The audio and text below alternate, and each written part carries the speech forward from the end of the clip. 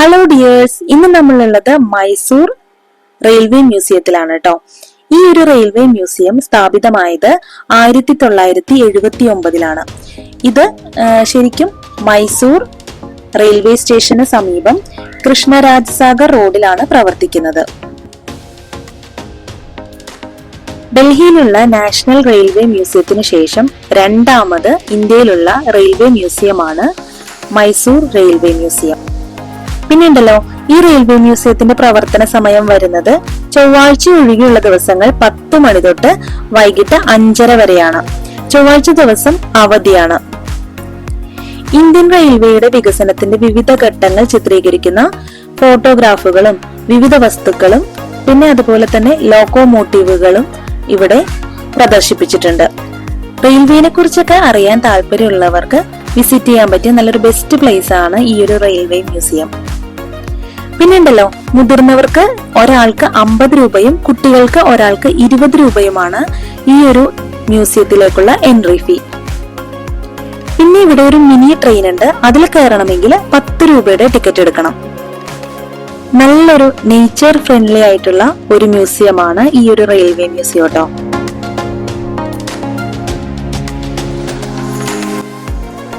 വിസിറ്റേഴ്സിനായി ഒരുക്കിയിരിക്കുന്ന ബാറ്ററിയിൽ ഓടുന്ന മിനി ട്രെയിൻ ആ കാണുന്നതാണ്.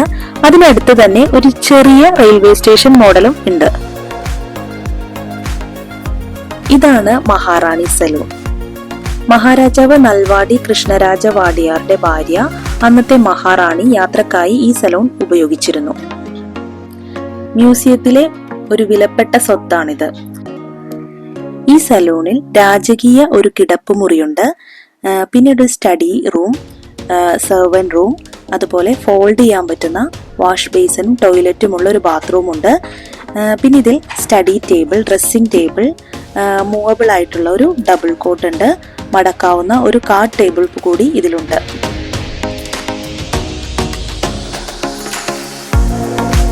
ഇത് വർക്കിംഗ് സ്റ്റീം ലോക്കോമോട്ടീവിന്റെ ഒരു മോഡലാണ്. ഇത് നാരോ ഗേജ് കോച്ചാണ്. ഇതിൽ പെറ്റ്സിന് വേണ്ടിയുള്ള ഒരു കേജും നമുക്ക് കാണാൻ സാധിക്കും.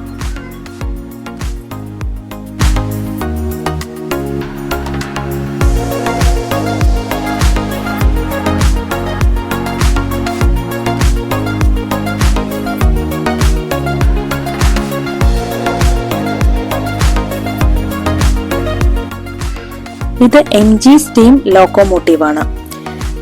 ഈ ലോക്കോ 1993 വരെ ഉപയോഗത്തിലുണ്ടായിരുന്നു. ഈ കാലഘട്ടത്തിൽ ഉപയോഗിച്ച അവസാനത്തെ സ്റ്റീം ലോക്കോ ആണ് ഇത്.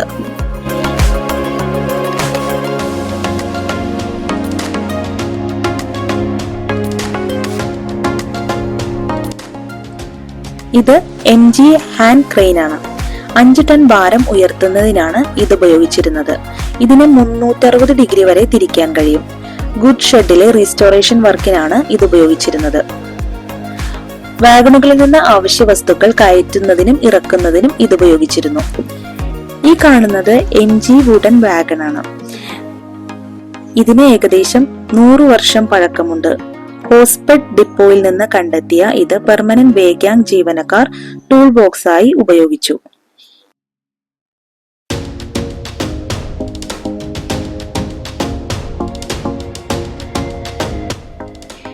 ഈ കാണുന്നത് സ്റ്റേഷൻ മാസ്റ്ററുടെ സ്ലൈഡ് ബോക്സ് ആണ്.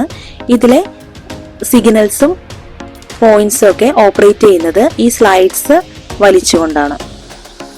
സ്റ്റേഷൻ മാസ്റ്ററുടെ ഓഫീസ് റൂം ഇവിടെ പ്രദർശിപ്പിച്ചിട്ടുണ്ട്. അതിൽ പലവിധ ഉപകരണങ്ങളും ഇവിടെ പ്രദർശിപ്പിച്ചിട്ടുണ്ട്.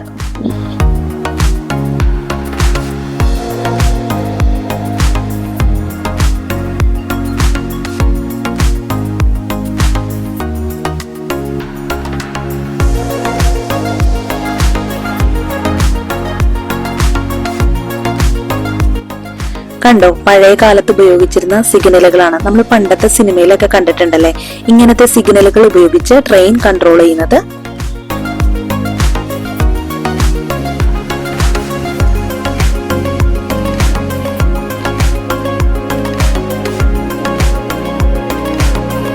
അങ്ങനെ ഞങ്ങൾ ഒരു വിധം കണ്ടു തുടങ്ങി വന്നപ്പോഴേക്കും അവിടുത്തെ മിനി ട്രെയിൻ സ്റ്റാർട്ട് ആയിട്ടുണ്ട് കേട്ടോ. അതിന്റെ ടൈം ആയിട്ടുണ്ട്. പിന്നെ ഞങ്ങൾ ഓടി മിനി ട്രെയിനിൽ കയറുകയായിരുന്നു. കുട്ടികൾക്കും മുതിർന്നവർക്കും ഒരുപോലെ രസകരമായ ഒരു യാത്രയാണ് മിനി ട്രെയിനിലുള്ളത്. ഈ മിനി ട്രെയിനിൽ നമ്മൾ എൻട്രി ഫീ എടുക്കുന്ന ടൈമിൽ തന്നെ ടിക്കറ്റ് എടുക്കാൻ പറ്റും. ഞാൻ പറഞ്ഞ പോലെ 10 രൂപയാണ് ഒരാൾക്ക് ഈ മിനി ട്രെയിനിൽ കയറുന്നതിന് വേണ്ടിയിട്ട് എടുക്കേണ്ടത്. എനിക്ക് തോന്നുന്നു അരമണിക്കൂർ ഇടവിട്ടാണ് ഈ ഒരു മിനി ട്രെയിൻ പ്രവർത്തിക്കുന്നത് എന്നാണ് കേട്ടോ.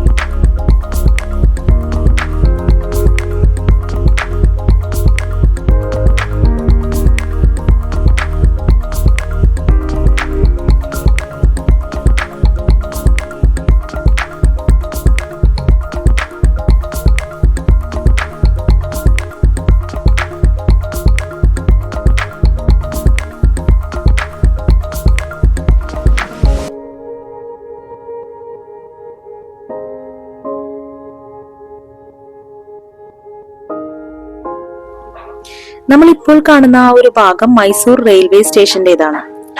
ശരിക്കും പറഞ്ഞാൽ മൈസൂർ റെയിൽവേ സ്റ്റേഷന്റെ തൊട്ടരികിലായിട്ടാണ് ശരിക്കും ഈ ഒരു മ്യൂസിയം സ്ഥിതി ചെയ്യുന്നത്.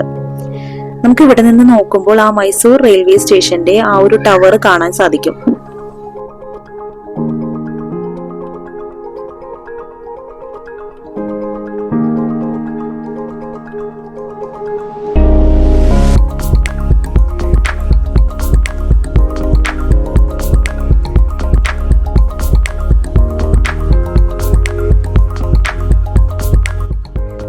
ശരിക്കും പറഞ്ഞാല് നമുക്ക് ഈ ഒരു മ്യൂസിയത്തിൽ വിസിറ്റ് ചെയ്യുകയാണെങ്കിൽ റെയിൽവേനെ കുറിച്ച് വിശദമായ ഒരു സ്റ്റഡി തന്നെ നടത്തിയ പോലെ ഫീൽ ചെയ്യും കേട്ടോ. ഒരുപാട് ക്യൂരിയസ് ആയിട്ടുള്ള ഐറ്റംസ് ഇവിടെയുണ്ട്. നമുക്ക് കാണാൻ, കണ്ട് ആസ്വദിക്കാനും മനസ്സിലാക്കാനും പറ്റിയ ഒരുപാട് ഐറ്റംസ് ഇവിടെ വെച്ചിട്ടുണ്ട് കേട്ടോ. ഈ കാണുന്നത് ടേൺ ടേബിൾ ആണ്. റെയിൽവേ ഇത് ഉപയോഗിക്കുന്നത് റെയിൽവേ റോളിംഗ് സ്റ്റോക്കിനെ ടേൺ ചെയ്യിക്കുന്നതിന് വേണ്ടിയിട്ടാണ്. അതായത് വന്ന ട്രെയിനിനെ തിരിച്ച് റിട്ടേൺ ആക്കണമെങ്കിൽ റിവേഴ്സ് ഡയറക്ഷനിലേക്ക് തിരിക്കണമല്ലോ. അപ്പോൾ ഈ ലോക്കോമോട്ടീവിനെ തിരിച്ച് റിവേഴ്സ് ഡയറക്ഷനിലേക്ക് റൊട്ടേറ്റ് ചെയ്യിക്കുന്നതിന് വേണ്ടിയിട്ടാണ് ഈ ഒരു ടേൺ ടേബിൾ ഉപയോഗിക്കുന്നത്. ഈ ഒരു റെയിൽവേ മ്യൂസിയത്തിൽ നമ്മൾ ഏറ്റവും കൂടുതൽ അട്രാക്ട് ചെയ്യുന്ന ഒരു സംഭവമാണ് ഈ ഓസ്റ്റിൻ റെയിൽ മോട്ടോർ കാർ. അതായത് ഇത് ആക്ച്വലി ഒരു റോഡ് വെഹിക്കിൾ ആണ്. ഇംഗ്ലണ്ടിൽ നിർമ്മിച്ചതാണിത്. ഇതിന്റെ വീല് റെയിൽ വീലായിട്ട് കൺവേർട്ട് ചെയ്തിരിക്കുകയാണ്. സ്റ്റേഷൻ ഓഫീസേഴ്സ് ആണ് ഇത് ഉപയോഗിക്കുന്നത്. സ്റ്റേഷൻ ഇൻസ്പെക്ട് ചെയ്യുന്നതിനും അതായത് അതേപോലെ റെയിൽവേ ഇൻസ്പെക്ട് ചെയ്യുന്നതിനൊക്കെ ഓഫീസേഴ്സ് ഉപയോഗിക്കുന്ന ഒരു കാറാണിത്.